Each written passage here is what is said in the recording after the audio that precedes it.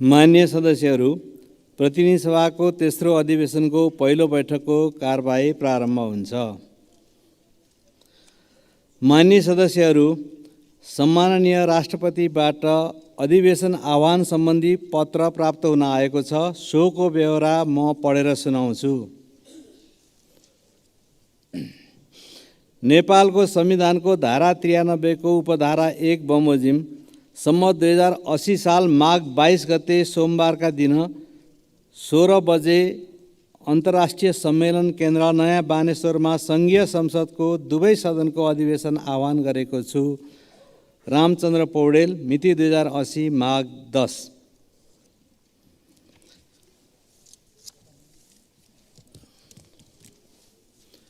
मान्य सदस्यहरू, प्रतिनिधि सभाको तेस्रो अधिवेशन सुरु भएको यस अवसरमा म माननीय सदस्यज्यूहरूलाई हार्दिक स्वागत गर्दछु। संसद जनताको सार्वभौम सत्ताको प्रयोग गर्ने एक महत्त्वपूर्ण थलो हो। संसदीय प्रणालीमा संसदको काम कानुन निर्माणसँगै सरकारको गठन र नियन्त्रण गर्ने, जनसरोकारका मुद्दाको सम्बोधन गर्ने, सरकारलाई निर्देश गर्ने हो।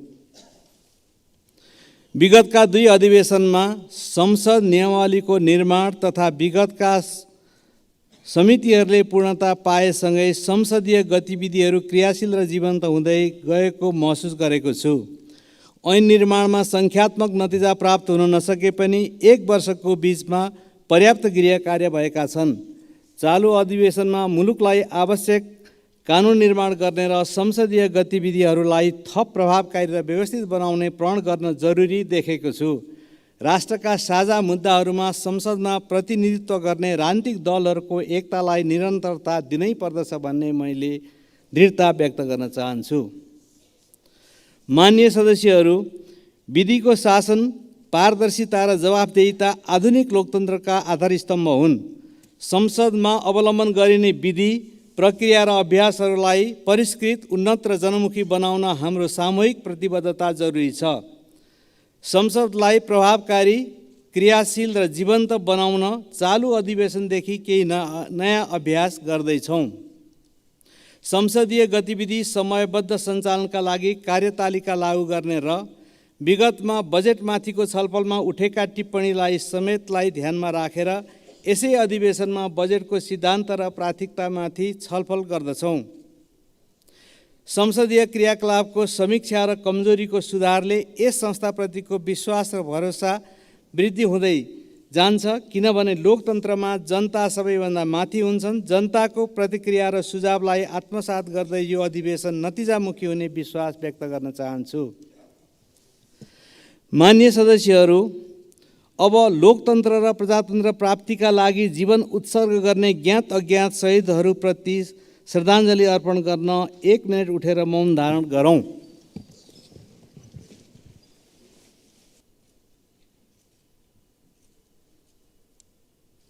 सुरु।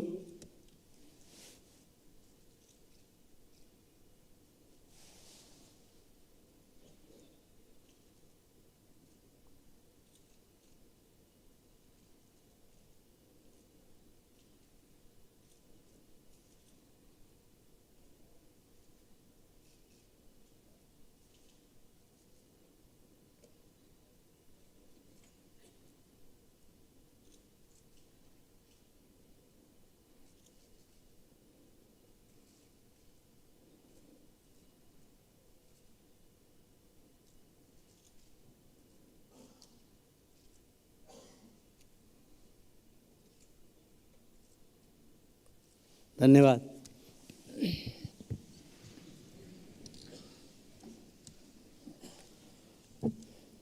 मान्य सदस्यहरू, राष्ट्रपतिको कार्यालयबाट पत्रहरू प्राप्त भएका छन्। सोको ब्यौरा म पढेर सुनाउँछु।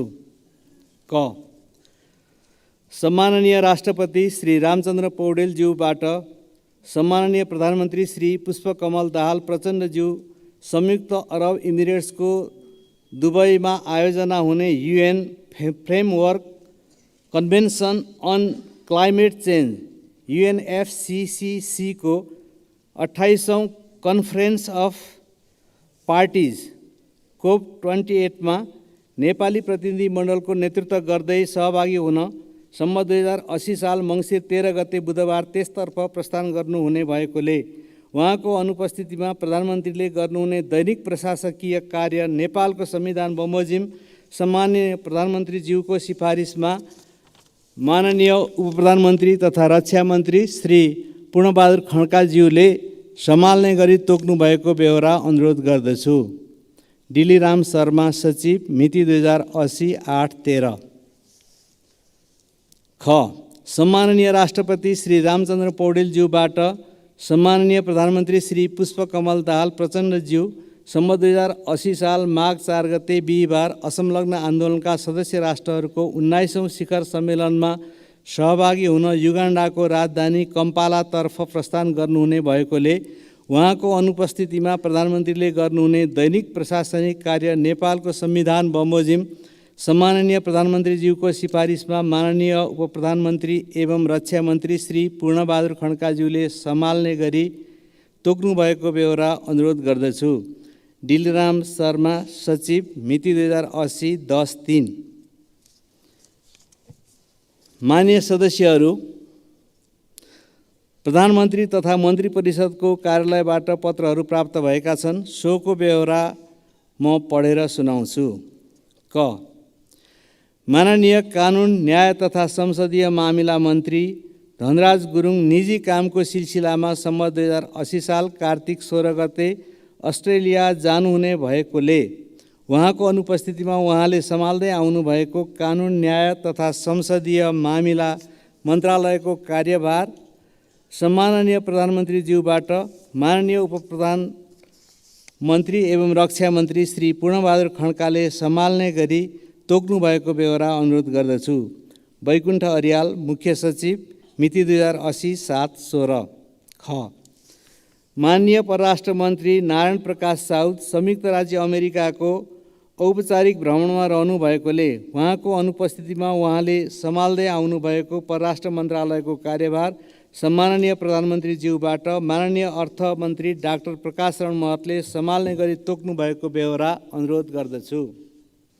बैकुण्ठ अर्याल, मुख्य सचिव, मिति 2080 7/16। ग।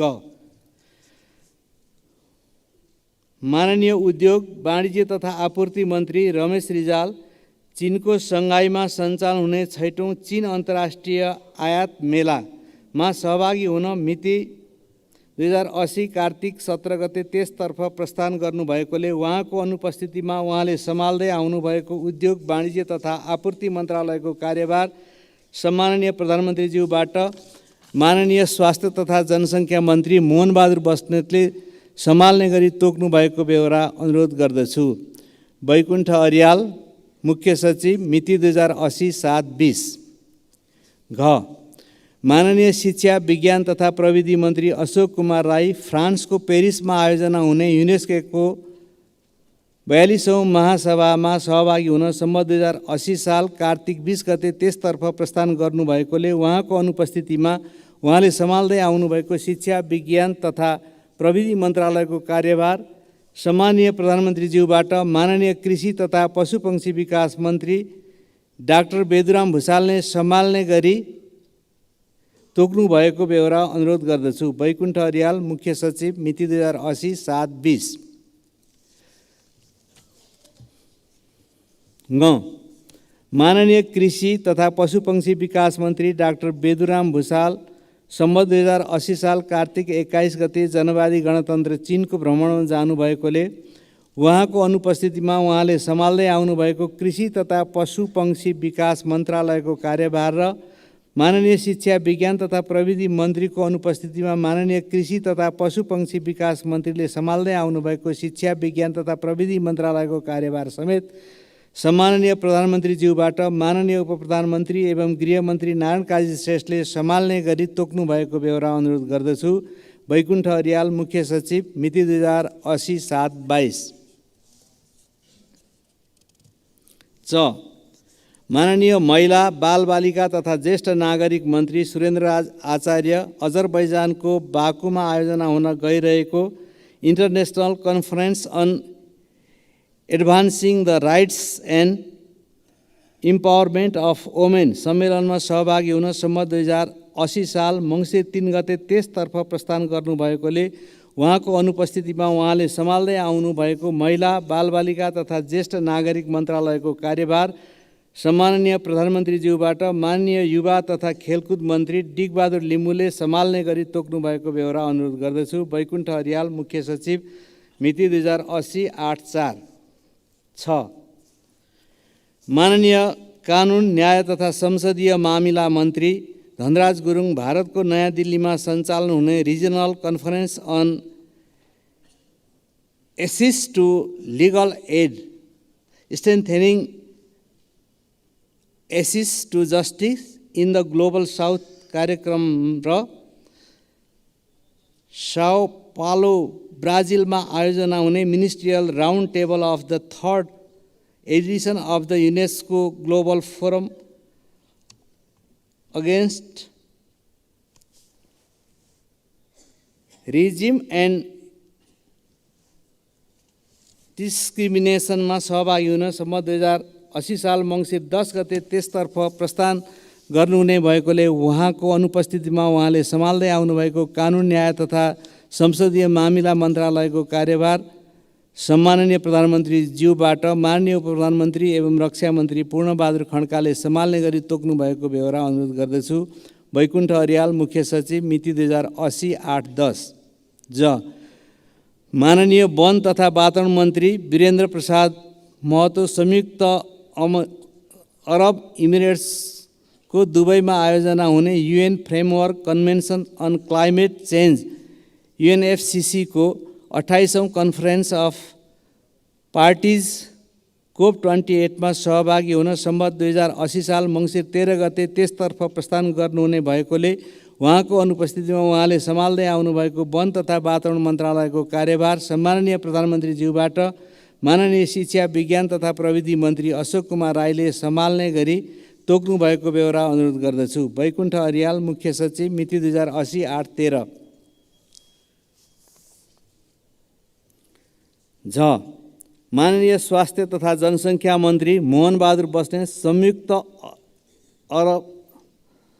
अरब इमिरेट्सको दुबईमा आयोजना हुने COP28 health day and climate health ministerial मिटिङमा सहभागी हुन सम्म 2080 साल मङ्सिर 15 गते त्यसतर्फ प्रस्थान गर्नुहुने भएकोले उहाँको अनुपस्थितिमा उहाँले सम्हाल्दै आउनुभएको स्वास्थ्य तथा जनसङ्ख्या मन्त्रालयको कार्यभार माननीय कार्यवाहक प्रधानमन्त्रीज्यूबाट माननीय परराष्ट्र मन्त्री नारायण प्रकाश साउदले सम्हाल्ने गरी तोक्नु भएको बेहोरा अनुरोध गर्दछु। वैकुण्ठ अर्याल, मुख्य सचिव, मिति 2080 8/14।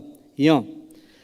माननीय ऊर्जा, जलस्रोत तथा सिँचाइ मन्त्री शक्तिबहादुर बस्नेत संयुक्त अरब इमिरेट्सको दुबईमा आयोजना हुने COP28 इन्टरनेसनल सोलर एलायन्स सम्मेलनमा सहभागी हुन सम्म 2080 साल मङ्सिर 15 गते त्यसतर्फ प्रस्थान गर्नुहुने भएकोले उहाँको अनुपस्थितिमा उहाँले सम्हाल्दै आउनुभएको ऊर्जा, जलस्रोत तथा सिँचाइ मन्त्रालयको कार्यभार माननीय कार्यवाहक प्रधानमन्त्रीज्यूबाट माननीय उपप्रधानमन्त्री एवं गृहमन्त्री नारायण काजी श्रेष्ठले सम्हाल्ने गरी तोक्नु भएको बेहोरा अनुरोध गर्दछु। वैकुण्ठ अर्याल, मुख्य सचिव, मिति 2080 8/15। माननीय परराष्ट्र मन्त्री नारायण प्रकाश साउद कतारको दोहामा आयोजना हुने दोहा फोरम 2023 जेनेभामा आयोजना हुने human rights 75 high level event तथा आर्मेनियामा आयोजना हुने LLDCS मिनिस्टरियल मिटिङमा सहभागी हुन सम्म 2080 साल मङ्सिर 23 गते कतार प्रस्थान गर्नुभएकोले उहाँको अनुपस्थितिमा उहाँले सम्हाल्दै आउनुभएको परराष्ट्र मन्त्रालयको कार्यभार सम्माननीय प्रधानमन्त्रीज्यूबाट माननीय अर्थमन्त्री डाक्टर प्रकाश रणमतले सम्हाल्ने गरी तोक्नु भएको बेहोरा अनुरोध गर्दछु। वैकुण्ठ अर्याल, मुख्य सचिव, मिति 2080 8/24। ठ। माननीय श्रम, रोजगार तथा सामाजिक सुरक्षा मन्त्री शरद सिंह भण्डारी साउदी अरेबियाको रियादमा आयोजना हुने फर्स्ट ग्लोबल लेबर मार्केट कन्फरेन्समा सहभागी हुन सम्म 2080 साल मङ्सिर 25 गते साउदी अरेबियाको रियादमा प्रस्थान गर्नु भएकोले उहाँको अनुपस्थितिमा उहाँले सम्हाल्दै आउनुभएको श्रम रोजगार तथा सामाजिक सुरक्षा मन्त्रालयको कार्यभार सम्माननीय प्रधानमन्त्रीज्यूबाट शिक्षा विज्ञान तथा प्रविधि मन्त्री अशोक कुमार राईले सम्हाल्ने गरी तोक्नु भएको बेहोरा अनुरोध गर्दछु। बैकुण्ठ अर्याल, मुख्य सचिव, मिति 2080-8-26। माननीय अर्थमन्त्री डाक्टर प्रकाश शरण महत भारतमा आयोजना हुने भाइब्रेन्ट गुजरात ग्लोबल समिट 2024 मा सहभागी हुन सम्मत 2080 साल पुस 24 गते भारतको गुजराततर्फ प्रस्थान गर्नुहुने भएकोले उहाँको अनुपस्थितिमा उहाँले सम्हाल्दै आउनुभएको अर्थ मन्त्रालयको कार्यभार सम्माननीय प्रधानमन्त्रीज्यूबाट माननीय कानुन न्याय तथा संसदीय मामिला मन्त्री धनराज गुरुङले सम्हाल्ने गरी तोक्नु भएको बेहोरा अनुरोध गर्दछु। बैकुण्ठ अर्याल, मुख्य सचिव, मिति 2080-9-24। माननीय परराष्ट्र मन्त्री नारायण प्रकाश साउद युगान्डाको राजधानी कम्पालामा आयोजना हुने असंलग्न आन्दोलनको 19औं शिखर सम्मेलनमा सहभागी हुन सम्मत 2080 साल माघ 2 गते त्यसतर्फ प्रस्थान गर्नुभएकोले उहाँको अनुपस्थितिमा उहाँले सम्हाल्दै आउनुभएको परराष्ट्र मन्त्रालयको कार्यभार सम्माननीय प्रधानमन्त्रीज्यूबाट माननीय अर्थमन्त्री डाक्टर प्रकाश शरण महतले सम्हाल्ने गरी तोक्नु भएको बेहोरा अनुरोध गर्दछु। बैकुण्ठ अर्याल, मुख्य सचिव, मिति 2080-10-2। मान्य सदस्यहरू, प्रतिनिधि सभा नियमावली 2079 को नियम 10 बमोजिम सभामुख तथा उपसभामुखको अनुपस्थितिमा बैठकको अध्यक्षता गर्न निम्नलिखित मान्य सदस्यहरूलाई मनोनयन गरेको बेहोरा जानकारी गराउँछु। 1. माननीय श्री ईश्वरी देवी नेउपाने। 2. माननीय श्री कृष्ण गोपाल श्रेष्ठ। 3. माननीय श्री चन्दा कार्की भण्डारी। 4. माननीय श्री प्रतीक्षा तिवारी। 5. माननीय श्री विमला सुवेदी। 6. माननीय श्री बुद्धिमान तामाङ। 7. माननीय श्री रामकृष्ण यादव। मान्य सदस्यहरू, संघीय संसदका निवर्तमान महासचिव डाक्टर भरराज गौतमले मिति 2080-8-24 देखि लागू हुने गरी पदबाट राजीनामा दिनुभएकोले प्रतिनिधि सभा नियमावली 2079 नियम 2 को खण्ड घ तथा राष्ट्रिय सभा नियमावली 2075 को नियम 2 को खण्ड ड बमोजिम राष्ट्रिय सभाका अध्यक्षको परामर्शमा 2080-8-27 बाट लागू हुने गरी अर्को व्यवस्था नभएसम्मका लागि संघीय संसदको महासचिवको कामकाज गर्न प्रतिनिधि सभाका सचिव श्री पद्म प्रसाद पाण्डेलाई कार्यभार तोकेको बेहोरा जानकारी गराउँछु। मान्य सदस्यहरू, अब कार्यवाहक महासचिव श्री पद्म प्रसाद पाण्डेलाई राष्ट्रिय सभामा उत्पत्ति भएको विद्युतीय व्यापार विधेयक 2080 र राष्ट्रिय मर्यादा सम्बन्धी विधेयक 2079 को सम्बन्धमा राष्ट्रिय सभाबाट प्राप्त सन्देश सहितको विधेयक टेबुल गर्न अनुमति दिन्छु।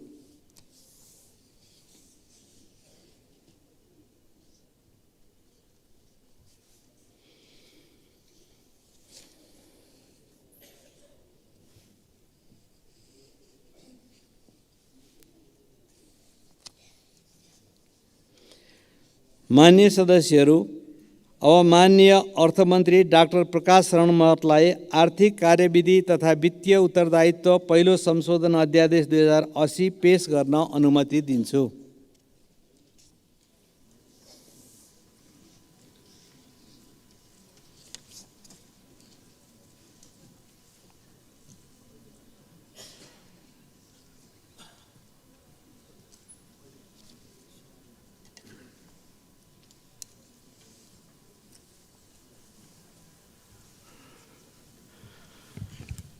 सम्माननीय सभामुख महोदय, सम्माननीय सभामुख महोदयको अनुमतिले म नेपाल सरकारको नीति तथा कार्यक्रम र वार्षिक बजेट पेश गर्ने र सो प्रक्रियामा हुने छलफललाई समयावधि पर्याप्त गर्ने उद्देश्यले आर्थिक विधि तथा वित्तीय उत्तरदायित्व ऐन 2006 76मा रहेका त्यस्ता समयावधि संशोधन आवश्यक भएको र सङ्घीय संसदको अधिवेशन नभएकोले नेपालको संविधानको धारा 114 को संवैधानिक व्यवस्था बमोजिम यो अध्यादेश जारी गर्नु परेकोले प्रतिनिधि सभा नियमावली 2079 को नियम 94 बमोजिम प्रतिनिधि सभा समक्ष प्रस्तुत गर्दछु।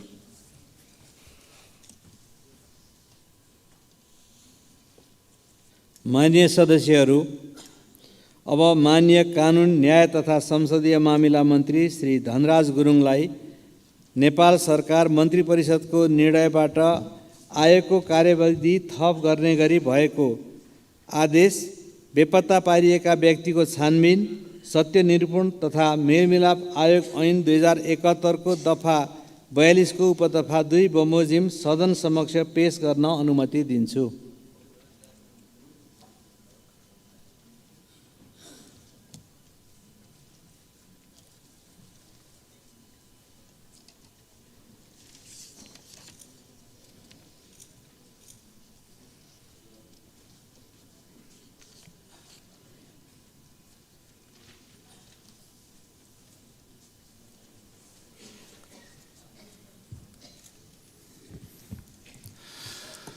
सम्माननीय सभामुख महोदयको अनुमतिले बेपत्ता पारिएका व्यक्तिको छानबिन, सत्य निरूपण तथा मेलमिलाप आयोगको कार्यावधि 2080 पुस मसान्तसम्म रहेकोमा ती आयोगबाट सम्पादन हुनुपर्ने शान्ति प्रक्रियाका काम बाँकी रहेकोले बेपत्ता पारिएका व्यक्तिको छानबिन, सत्य निरूपण तथा मेलमिलाप आयोग ऐनको दफा 42 बमोजिम नेपाल सरकार मन्त्री परिषदबाट 2081 साल असार मसान्तसम्म उक्त आयोगको कार्यावधि थप गर्ने आदेश जारी भएकोले उक्त आदेश सदन समक्ष पेश गर्दछु। धन्यवाद।